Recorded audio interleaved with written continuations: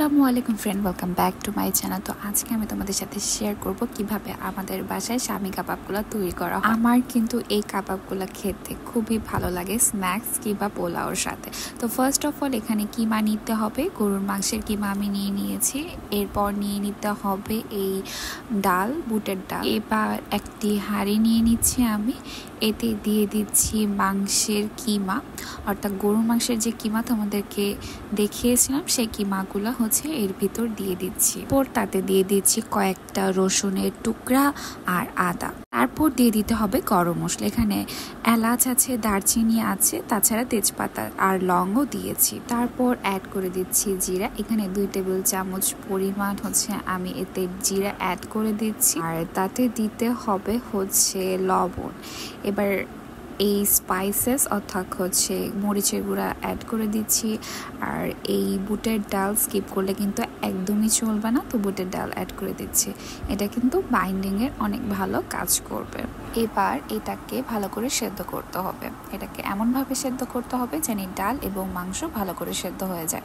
এখানে অল্প একটু পানি যখন থাকবে, তোমরা দেখতেই পাচ্ছ, তখন আমি এই চুলার সুইচটা অফ করে দেব যাতে আমি মিক্সারে ভালো করে ব্লেন্ড করে নিতে পারি। তোমরা চাইলে কিন্তু পাটায় বেটে নিতে পারো।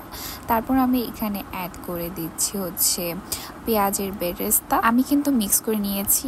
এরপরে দিয়ে দিচ্ছি এখানে একটা ডিমের কুসুম দিয়েছি সাদা অংশ বাদ দিয়ে।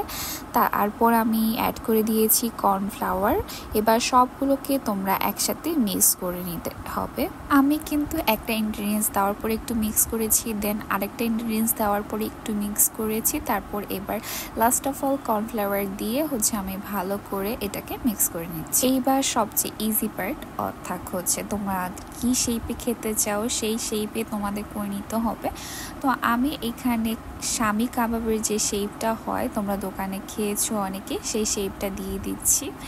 এই যেভাবে চাপ দিয়ে তোমরা দেখতেই পাচ্ছ কিভাবে আমি শেপটা দিয়ে নিয়ে এইভাবে হচ্ছে আমি একের পর এক সবগুলা কাবাব করে নিব। এই দেখো আমার এখানে মোট 22টা কাবাব হয়েছিল। এবার এগুলোকে ফ্রিজ করে ভালো করে ভেজে নিতে হবে। তো আমি এখানে ভেজে নিচ্ছি কাবাবগুলো। তো তোমরা যেমন হচ্ছে কালার চাও কাবাবে, তোমরা কিন্তু সেই রকম হচ্ছে ভেজে নিবা।